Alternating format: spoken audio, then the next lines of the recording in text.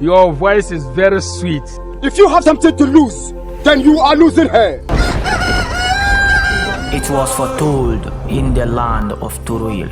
In some centuries to come, a child is going to be born. How would you title that story? I can just look into Faith's eyes as she cries of hunger. My Pakalo company is dead.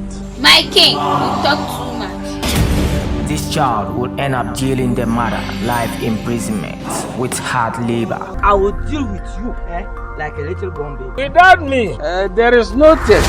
How dare you talk to me like that? I will talk to you like that.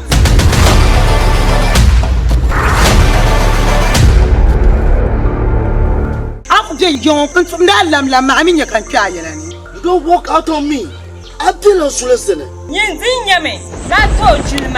Go home! Go home! Go home! They call it prophecy, but we call it LAHAZIBU. The mystery. Showing each and every Thursday on ZA TV, 8 to 8:30 p.m. Don't miss it.